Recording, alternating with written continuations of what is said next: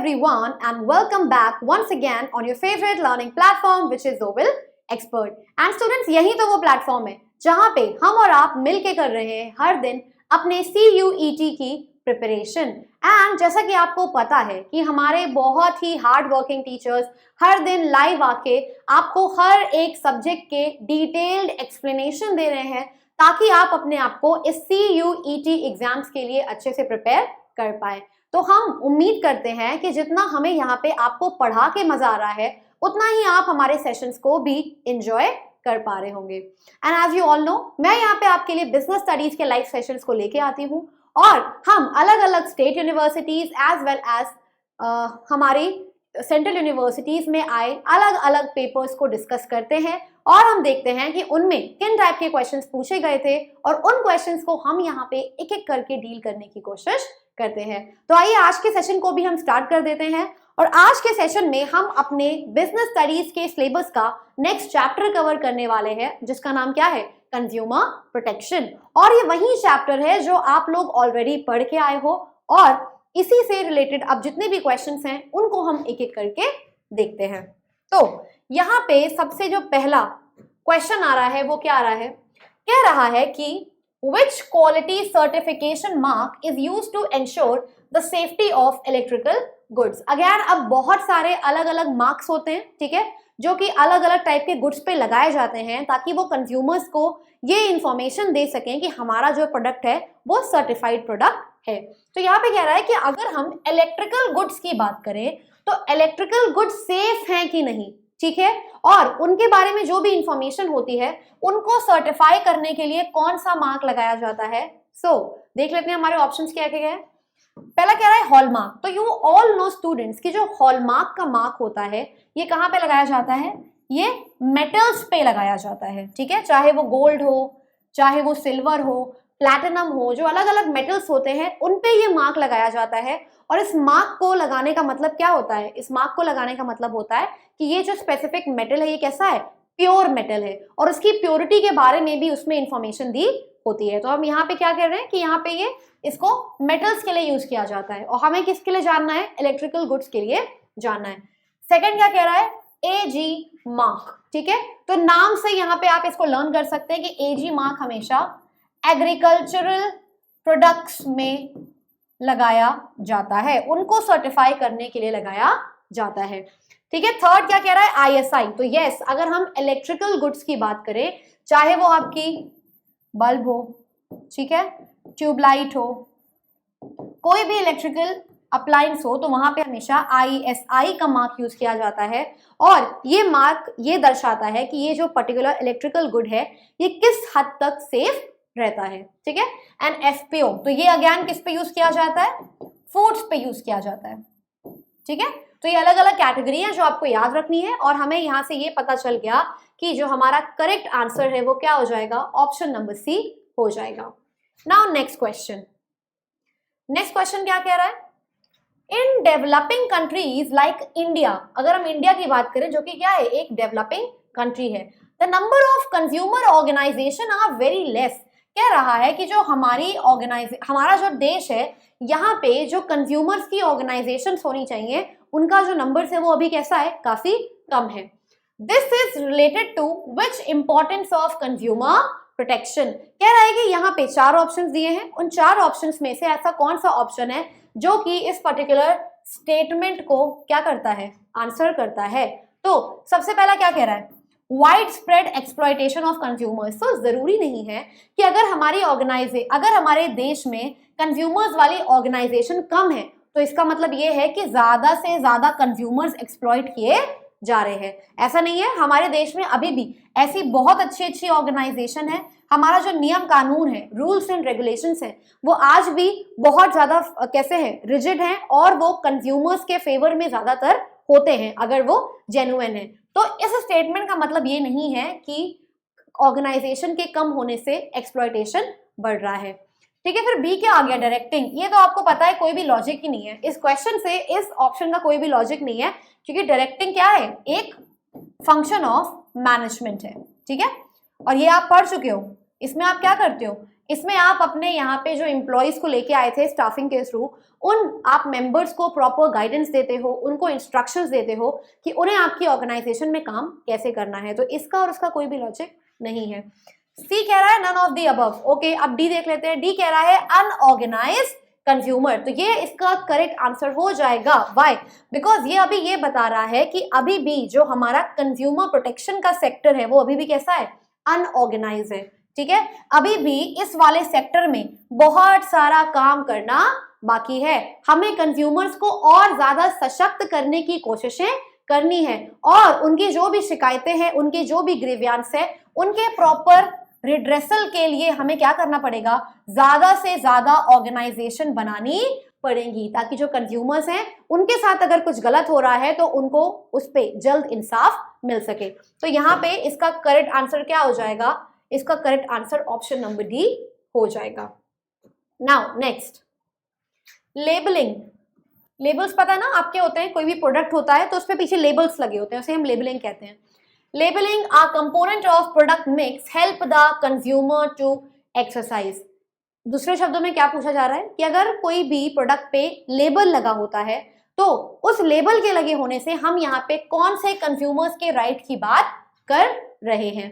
ठीक है, सबसे पहला कह रहा है राइट टू सेफ्टी। ठीक है, तो सेफ्टी तो हम किससे भी जान सकते हैं? हम सर्टिफिकेशन मार्क से भी जान सकते हैं कि ये प्रोडक्ट किस हद तक सेफ है, किस हद तक ये रिकॉग्नाइज्ड है। ठीक है, राइट टू कंज्यूमर एजुकेशन। आपने सुना होगा टीवी पे बहुत सारे एड्स आते हैं, जागो ग्राहक जागो, राइट? आपने देखा होगा आरबीआई भी क्या करती है, बहुत सारे एड्स आजकल कर रही है, जिसके थ्रू आपको बार बार ये बोलती है कि आप अपना एटीएम का पिन किसी और को भी ना दे। आपने देखे होंगे वो एड। तो वो किसका पार्ट हो गया? कंज्यूमर एजुकेशन का पार्ट हो गया। ठीक है, बट यहाँ पे बात कर रहा है लेबलिंग की। तो यहाँ पे जब एक कंपनी लेबल लगाती है अपने प्रोडक्ट्स का, तो उसमें क्या करती है? वो अपने कंज्यूमर को इंफॉर्मेशन देना चाहती है, इन्फॉर्म करना चाहती है कि हमारा जो पर्टिकुलर प्रोडक्ट है वो किन किन चीजों से मिलके बना है। मैंने आपको एग्जाम्पल भी दिया था कि अगर हम मैगी को देखते हैं, ठीक है, तो मैगी का जब आप पैकेट पलटते हो तो पीछे क्या होता है? डायरेक्शंस लिखे होते हैं कि इस मैगी को कुक करने का और इस मील को एंजॉय करने का सही तरीका क्या है। और क्या लिखा होता है? इंग्रेडिएंट्स भी लिखे होते हैं कि इस 100 ग्राम के पैकेट में इतना कैल्शियम है, इतना कार्बोहाइड्रेट है, इतना फैट का परसेंटेज है। तो इसके थ्रू क्या कर रही है? इन लेबल्स के थ्रू एक ऑर्गेनाइजेशन अपने कंज्यूमर्स को प्रोडक्ट के बारे में मैक्सिमम टू मैक्सिमम इंफॉर्मेशन देने की कोशिश कर रही है। तो इसका सही आंसर ऑप्शन नंबर सी हो जाएगा। ठीक है, और डी क्या कह रहा है? Right to be heard. Heard की बात तब आएगी जब कंज्यूमर के साथ कुछ गलत होगा।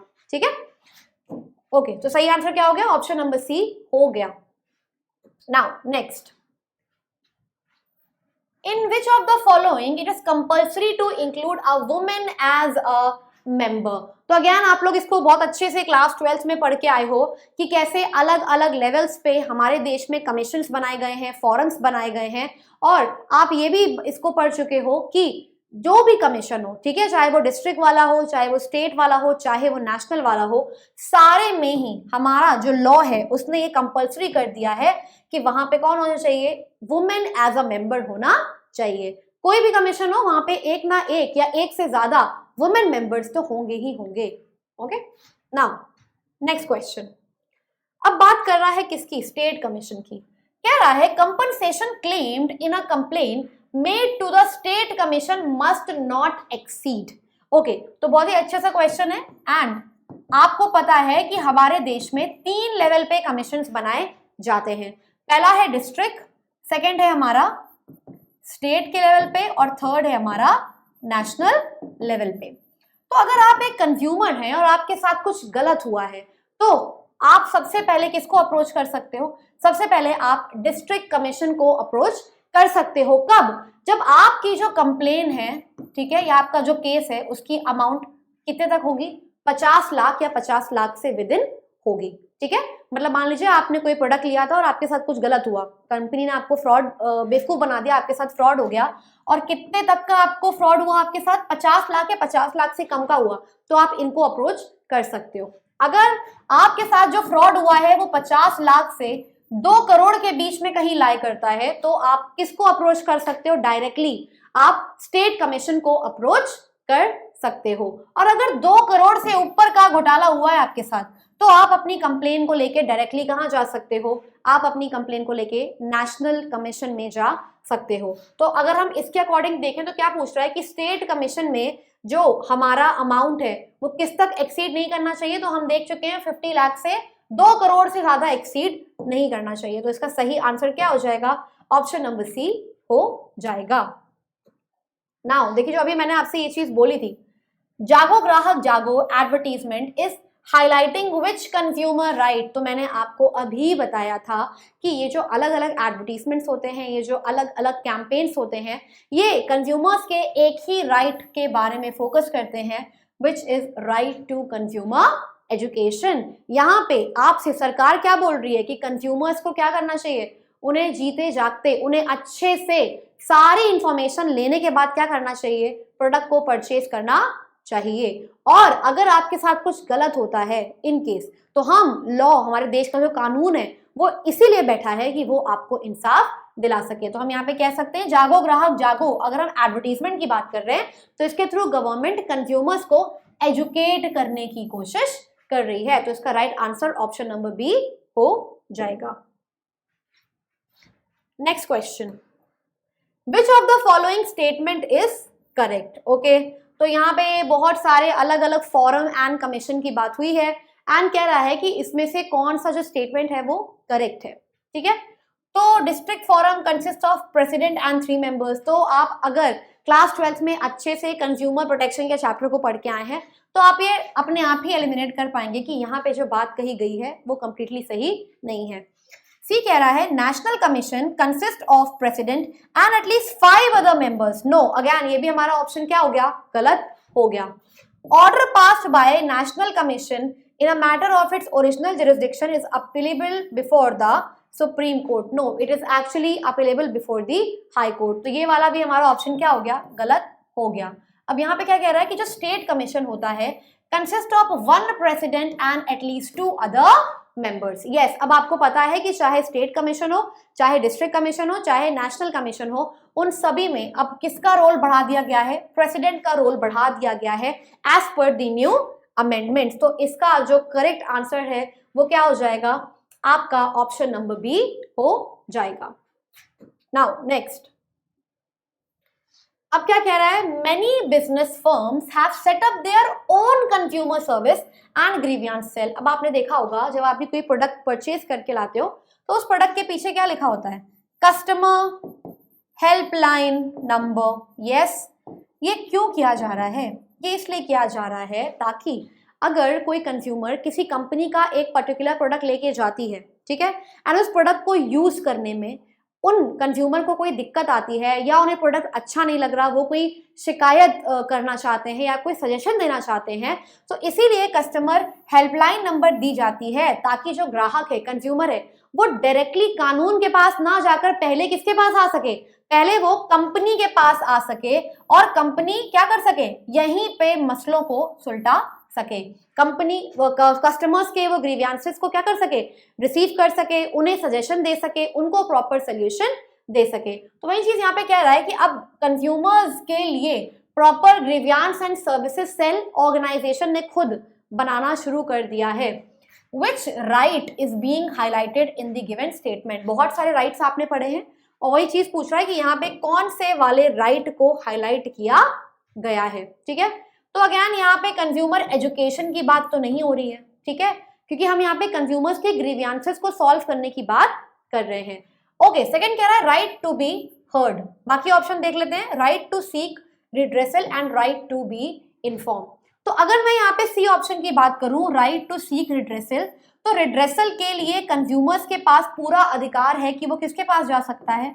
अलग अलग कमीशन, मतलब कि सरकार के पास जा सकता है। तो जब भी हम रिड्रेसल की बात करें तो वहां पे हमेशा कानून इन्वॉल्व हो जाएगा और यहाँ पे हम कानून इन्वॉल्व नहीं कर रहे हैं, कंपनी अपने ही लेवल पे पहले मसलों को सॉल्व करने की कोशिश कर रही है। राइट टू बी इन्फॉर्म आप अभी पढ़ चुके हो। राइट टू बी इन्फॉर्म्ड या राइट टू बी इंफॉर्मेशन में कंपनी क्या करती है? इसके थ्रू कंपनी अपने प्रोडक्ट के बारे में मैक्सिमम इंफॉर्मेशन अपने कंज्यूमर तक पहुंचाने की कोशिश करती है। ठीक है, सो आई थिंक यहाँ पे आपका जो सही आंसर हो जाएगा वो हो जाएगा right to be heard. Why? Because यहाँ पे एक ग्राहक को मौका दिया जा रहा है कंपनी के द्वारा कि अगर आपको हमारे प्रोडक्ट को यूज करने में कोई दिक्कत आ रही है या आप हमारे प्रोडक्ट को एंजॉय नहीं कर पा रहे हैं तो हम कंपनी वालों को आप कॉल करिए और हम आपके इश्यूज को सॉल्व करने की कोशिश करेंगे। ठीक है, तो यहाँ पे कंज्यूमर को पूरा सुनने का मौका दिया जाना चाहिए। तो इसका सही आंसर क्या हो जाएगा? ऑप्शन नंबर बी हो जाएगा।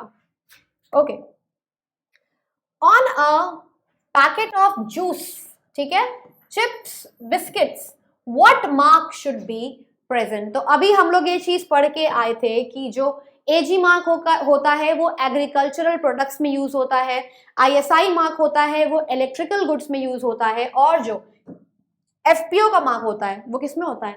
फूड्स पे यूज किया जाता है, फूड्स को सर्टिफाई करने के लिए यूज किया जाता है, और यहाँ पे हम फूड की ही बात कर रहे हैं।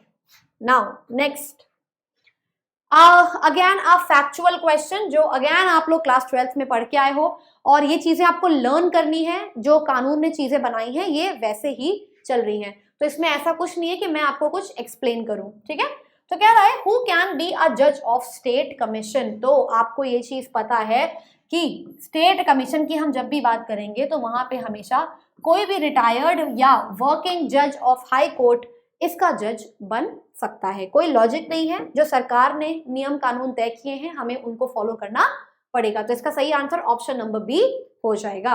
नाउ नेक्स्ट, अब क्या पूछ रहा है? Agricultural product use a quality certification mark, name the mark. देखिए अगेन सेम टाइप के क्वेश्चंस घुमा फिरा के आपको पूछे जा रहे हैं। एक बार इलेक्ट्रिकल पूछा गया, एक बार फूड पूछा गया, अब पूछ रहा है एग्रीकल्चरल प्रोडक्ट्स पे कौन सा मार्क लगता है। तो आप ऑलरेडी मुझसे पढ़ चुके हो कि एजी मार्क हम एग्रीकल्चरल प्रोडक्ट्स में यूज करते हैं। तो सही आंसर इसका ऑप्शन नंबर सी हो जाएगा। अब क्या कह रहा है कि consumer has a right to acquire knowledge. कह रहा है कि एक कंज्यूमर या फिर जो भी एन नंबर ऑफ कंज्यूमर्स होते हैं ना, उनके पास ये पूरा अधिकार होता है कि वो लोग क्या कर सकें, वो लोग मैक्सिमम टू मैक्सिमम नॉलेज को गेन कर सकें। ठीक है, सबसे पहले क्या, राइट टू बी इन्फॉर्म्ड। ठीक, अभी आप पढ़ चुके हो। फिर क्या, राइट टू चूज। तो आपको पता है कि अलग अलग 6 टाइप के राइट्स होते हैं आपकी कंज्यूमर प्रोटेक्शन में, और राइट टू चूज ऐसा कोई भी राइट नहीं होता। Right to consumer education and right to seek redressal. ठीक है, तो हम यहाँ पे बात कर रहे हैं कंज्यूमर को नॉलेज को अक्वायर करने का पूरा अधिकार होता है। तो यहाँ पे हम राइट टू बी इन्फॉर्म्ड की बात कर रहे हैं, क्योंकि ये कहता है कि एक कंज्यूमर के पास ना ये पूरा अधिकार है कि वो जो भी प्रोडक्ट को परचेज करने जा रहा है या जिस भी सर्विस को अवेल करने जा रहा है, उस सर्विस या उस प्रोडक्ट के बारे में पूरी की पूरी इंफॉर्मेशन एक कंज्यूमर के पास होनी चाहिए, ताकि वो उन सारे फैक्टर्स को ध्यान में रख सके और उन सारे फैक्टर्स को जानने के बाद वो डिसाइड कर सके कि उसे वो पर्टिकुलर प्रोडक्ट परचेज करना है या नहीं करना है। ठीक है, तो इसका सही आंसर आपका ऑप्शन नंबर ए हो जाएगा। Now question number 13, the provisions of consumer protection act, जिसको हम और भी क्या बोलते हैं, कोपरा, यस, कंज्यूमर प्रोटेक्शन एक्ट। और कह रहा है कि ये कब आया था? ठीक है, into force. Again a very important question for you all. तो 1989 में नहीं आया, अगेन फैक्चुअल क्वेश्चन है। 88 में नहीं आया, 1991 में नहीं आया। आपको पता है कब आया? 1986 में दोनों ही हाउसेस ऑफ पार्लियामेंट ने इस एक्ट पे मोहर लगा दी थी। ठीक है, तो इसका सही आंसर क्या हो जाएगा? ऑप्शन नंबर बी 1986 हो जाएगा। एंड अगेन कोई लॉजिक नहीं है, ये चीजें आपको लर्न करनी है, फैक्चुअल इंफॉर्मेशन है। Now next, a complain can be made to state commission when the claim value is. देखिए फिर से घूम फिर के कमीशन पे क्वेश्चंस पूछे जा रहे हैं, और फिर से पूछ लिया गया स्टेट कमीशन के बारे में कि हम कब as a consumer directly state commission को अप्रोच कर सकते हैं। तो 1.5 करोड़ था, नहीं। ठीक, लेस देन 20 करोड़, नो। इसमें कहाँ पे आएगा आपका जुरिस्डिक्शन? अगर 50 तक हम बात करें तो ये आपका आएगा डिस्ट्रिक्ट कमीशन में। ठीक है, अब यहाँ पे क्या कह रहा है? More than 50 lakh but less than 2 crore. अभी हम देख चुके हैं कि स्टेट कमीशन अगर हमें अप्रोच करना है तो हमारा जो क्लेम वैल्यू है वो कितना होना चाहिए? More than 50 lakh but less than 2 crore होना चाहिए। And D more than 1 crore तो नहीं हो सकता, क्योंकि हम इन चीजों को लर्न करके आए हैं। नाउ नेक्स्ट क्वेश्चन,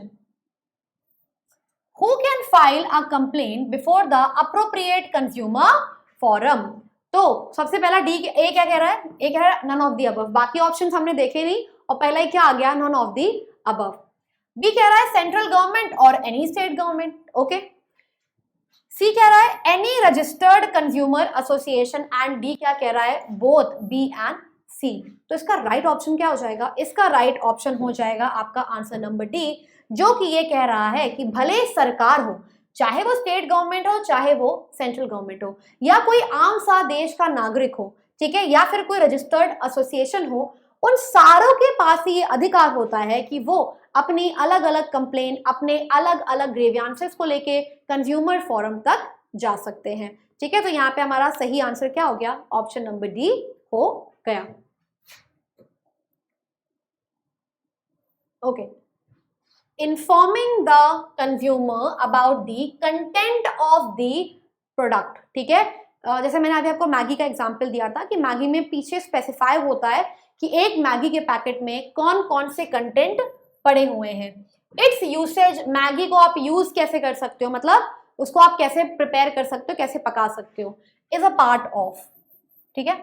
सबसे पहला क्या है, राइट टू सेफ्टी, ठीक, ओके। ये भी कुछ हद तक इसका सही आंसर हो सकता है, बट हम क्या कोशिश करेंगे कि हम इसके बारे में एक अप्रोप्रिएट आंसर ढूंढें, ठीक है। सेकेंड क्या कह रहा है, right to information, yes I think ये ज्यादा अप्रोप्रिएट आंसर आपका होगा, क्योंकि यहाँ पे एक कंपनी क्या कर रही है, अपने कस्टमर्स को इन्फॉर्म कर रही है, इंफॉर्मेशन दे रही है कि आप जो हमारा प्रोडक्ट यूज करने जा रहे हो ना, उस प्रोडक्ट में इतना परसेंट फैट का आता है, इतना परसेंट शुगर का आता है, इतना कार्बोहाइड्रेट का आता है, और उस प्रोडक्ट को अच्छे से यूज कैसे करना है, उसका एफिशिएंट यूटिलाइजेशन भी कैसे करना है, ये भी हमें इंफॉर्मेशन कंपनी खुद दे रही है, ठीक है। सेफ्टी की यहाँ बात नहीं हो सकती, क्योंकि सेफ्टी में तो हम खाली बताते हैं कि किस प्रोडक्ट को कैसे यूज करिए, कैसे ना यूज करिए, मतलब यूसेज पे आके इसकी बात खत्म हो जाती है, कंटेंट तक पहुंचे जरूरी नहीं है। राइट टू कंज्यूमर एजुकेशन, तो आपको पता है इसमें क्या करता है, एक जो कंपनी है वो अपने कस्टमर्स को इन्फॉर्म, वैसे कंपनी यहाँ पे नहीं आती, यहाँ पे रोल आता है मेजरली गवर्नमेंट बॉडीज का।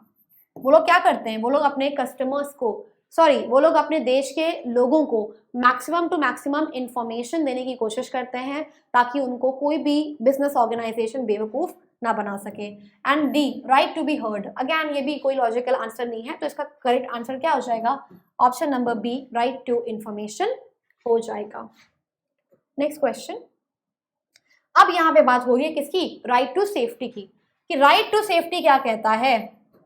पहला कह रहा है protects, yes, consumer from physical damage और इंजरी, यस, यही इसका अप्रोप्रिएट आंसर हो जाएगा, क्योंकि राइट टू सेफ्टी यही इंश्योर करना चाहता है कि जो हमारा कंज्यूमर है उसको किसी भी टाइप का फिजिकल, मेंटल या किसी भी टाइप का डैमेज ना हो। बाकी ऑप्शन भी देख लेते हैं।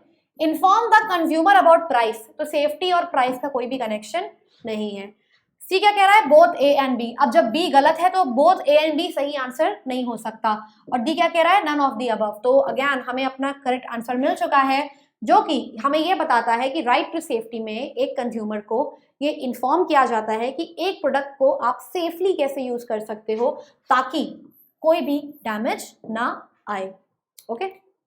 नाउ नेक्स्ट क्वेश्चन कह रहा है कि why is the quality mark used for food products। अब यहाँ पे मार्क नहीं पूछा जा रहा है, ये पूछा जा रहा है कि जो अलग अलग सर्टिफिकेशन मार्क्स होते हैं, अगर हम फूड की बात कर रहे हैं यहाँ पे, वैसे तो अलग अलग मार्क्स हर टाइप के प्रोडक्ट्स के लिए होते हैं, बट हम यहाँ पे फूड प्रोडक्ट्स की बात कर रहे हैं, तो कह रहा है कि क्वालिटी मार्क को यूज करने की जरूरत क्या है, ठीक है।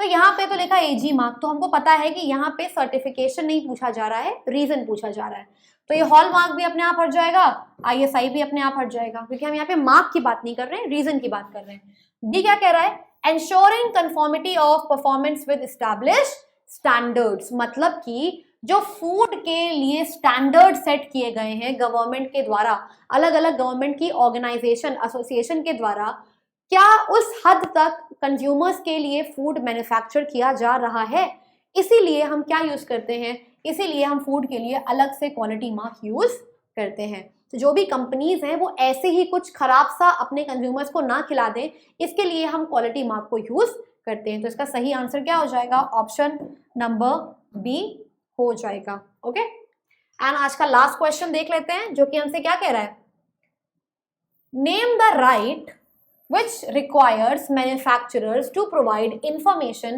like ingredient, date of manufacture, price, quantity, direction for use, etc. on the product। तो अभी आप लोग पीछे वाली क्लास में ये चीज पढ़ के आए हो कि हम जब भी कंपनी ये कोशिश करती है कि वो अपने कंज्यूमर को पूरी इंफॉर्मेशन दे एक पर्टिकुलर प्रोडक्ट के बारे में, कि उसमें कौन कौन से इंग्रेडिएंट है, उसमें उसकी डेट ऑफ मैन्युफैक्चरिंग क्या है, एक्सपायरी डेट उसकी क्या है, उसका प्राइस क्या है, उसमें पर्टिकुलर एक प्रोडक्ट के पैकेट में कितनी क्वांटिटी है और आप उसको कैसे यूज कर सकते हो। तो ये सारी की सारी जो इंफॉर्मेशन होती है वो राइट टू बी इन्फॉर्म्ड में कवर हो जाती है। अभी हम लोग देख चुके थे इसके कई सारे एग्जाम्पल भी। सो आई होप स्टूडेंट्स आपको आज के लाइव सेशन में बहुत सारा मजा आया होगा और आपने इस सेशन को बहुत एंजॉय किया होगा जितना कि मैंने इस सेशन को एंजॉय किया है। और आप मेरे यहाँ पे सही आंसर देने से पहले मैक्सिमम क्वेश्चन का सही आंसर खुद दे पाए होंगे। तो स्टूडेंट्स अब हम मिलेंगे अपने अगले लाइव सेशन में, जहाँ पे हम एक नया चैप्टर आपके लिए लेके आएंगे और हम मिलके ये देखेंगे कि उनसे कौन कौन से क्वेश्चन अलग अलग यूनिवर्सिटीज में पूछे गए हैं। तो मिलते हैं हम अपने अगले लाइव सेशन में। Till then thank you and God bless you. तो क्या आप भी CUET एग्जाम की तैयारी कर रहे हैं लेकिन उसके सिलेबस और प्रिपरेशन को लेकर थोड़ा सा कंफ्यूज है? तो डोंट वरी, OL एक्सपर्ट लेकर आ रहा है CUET एग्जाम की free live classes from 15th May। तो क्लासेस को ज्वाइन करना ना भूलें और साथ ही साथ हमारे YouTube चैनल को भी सब्सक्राइब करें।